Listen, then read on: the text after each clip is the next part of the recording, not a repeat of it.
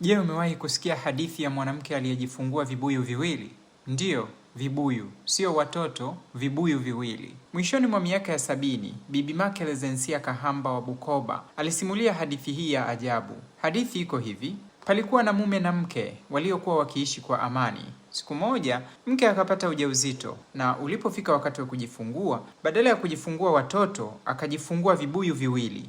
Mume akavitizama na mara moja akasema, "Vivunje." Lakini mke akakataa, akasema, "Hapana, viache, nitakuwa na vinywea maji." Miezi ikapita. Mume na mke walikuwa wakitoka kila siku kwenda kulima, maisha yakiendelea kama kawaida. Hawakujua kwamba ndani ya vile vibuyu waliishi watoto wawili, mvulana mmoja na msichana mmoja. Kila asubuhi wazazi walipoondoka, watoto wale walitoka ndani ya vibuyu, walicheza pale nyumbani, na walipokuwa wakicheza waliimba, "Baba anasema vivunje, mama anasema viache, nitakuwa na vinywea maji."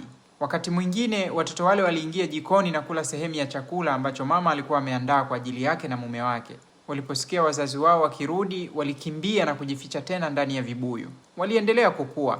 Baada ya muda, mume na mke wakaanza kuona mabadiliko yasiyo ya kawaida. Chakula kikawa kinapungua. Wakati mwingine waliona dalili kana kwamba pale nyumbani wanaishi watoto. Nini kinaendelea hapa? Mpaka siku moja waliporejea nyumbani mapema kuliko kawaida, ghafla wakaona mvulana mzuri na msichana mrembo wakicheza nje ya nyumba. Wakawakamata, wakawaogesha, na tangu siku hiyo rasmi wakawa watoto wa nyumba ile. Makelezensia alipomaliza kusimulia hadithi hii, alitoa funzo fupi: mtoto humuuma sana mama kuliko anavyomuuma baba. Sasa kwa haraka haraka mtu anaweza kudhani kwamba hadithi hii inasema kwamba baba hapendi watoto wake kama mama anavyowapenda, lakini tafsiri hiyo inapuuza utamaduni wa Kihaya ambamo hadithi hii ilizaliwa. Kwa Wahaya, kwa mwanamke kujifungua kibuyu au kitu kingine kisicho cha kawaida huitwa eihano, yaani jambo lisilo la kawaida linalokiuka utaratibu wa ulimwengu na ambalo linaweza kuwa hatari kwa familia na jamii. Ndiyo maana baba alisema vivunje, sio kwa sababu anawachukia watoto,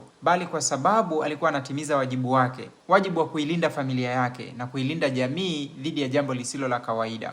Mama kwa upande mwingine aliangalia jambo hilo hilo kwa mtazamo tofauti. Alichagua kuwa na matumaini, akiamini kwamba hata katika kitu ambacho watu wanakihofia, huenda kuna uzima. Baba yuko katika upendo wa familia yake na wajibu wake wa kuilinda na kuilinda jamii. Mama kwa upande mwingine yuko katika hofu na upendo wa uzazi, sio kwa sababu baba hawapendi watoto, bali kwa sababu uaminifu wa mama uko kwa watoto wake kwanza kuliko kwa jamii. Hadithi zetu sio burudani tu, bali ni kumbukumbu yetu. Na hakuna jamii duniani inayoweza kujiletea maendeleo bila kuielewa ardhi yake na hadithi zake.